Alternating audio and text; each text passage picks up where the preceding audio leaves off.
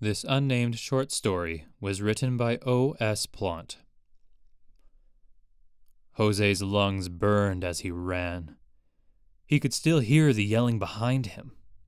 He knew they were gaining on him. He was faster, but the adrenaline was starting to escape his system, and he knew that they could last longer at running than him. He needed to find somewhere to hide, and fast.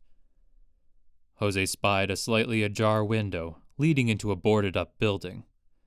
Without stopping to wonder if it was such a good idea, he leapt and grabbed onto the edge and squeezed through the crack. He waited for a moment and listened to see if those chasing him had seen him enter or no. He could hear them right outside in the alley. "Where did that little jerk go?" one of them yelled. Jose recognized his voice as the leader of the gang, Reggie Dalton.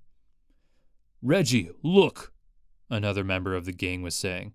"The window was open." "That skinny little twerp could fit right through there. Open it up all the way and we'll look inside." Jose didn't wait any longer. He raced further into the dark building. He heard the slap of feet on the floor behind him. Jose's eyes were quickly getting used to the dark, and he noticed a bunch of old dryers and washing machines, and realized that this building must have been an old laundromat. One especially large washing machine had its door open, so Jose jumped inside and pulled the door shut. Jose heard the muffled noises of Reggie's gang walking and talking, and then he heard a different voice. "What are you boys doing in here?" the voice yelled. It sounded like an older fellow with a smoking problem. "Nothing," gulped Reggie. "We were just looking for a friend of ours." "Well, he won't be in here. Now get out!" Reggie seemed to get his self-confidence back.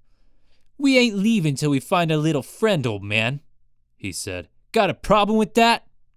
"Yes, I do," said the old man.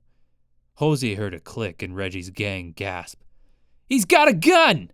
yelped Reggie. "Let's get out of here!" The gang's footsteps faded along with their urging each other to run faster or get out of the way.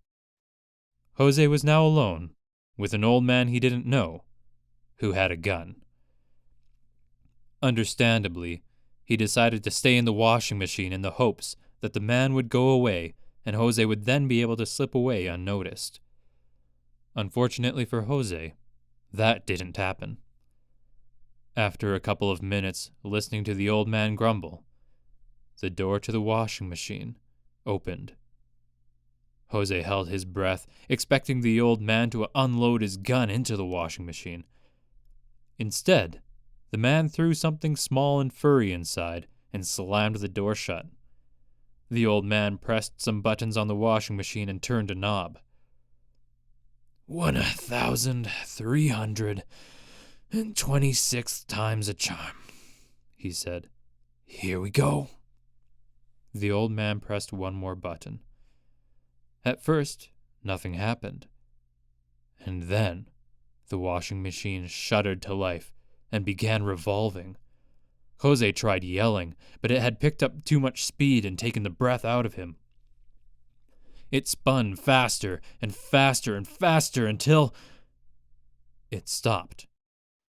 Just all of a sudden, it stopped. Jose didn't care if the old man saw him anymore. He needed to throw up, and he wasn't going to do that trapped in a small enclosed space. He kicked the door open and emptied his stomach's contents onto the grass. "Wait," thought Jose. "Grass? I'm inside a building." Jose stood up and looked around. He was standing in the midst of a forest teeming with wildlife. "But," said Jose. He slowly spun in circles, trying to take it all in, and noticed a mouse jump out of the washing machine he had just been in. Jose shook his head, and then he passed out.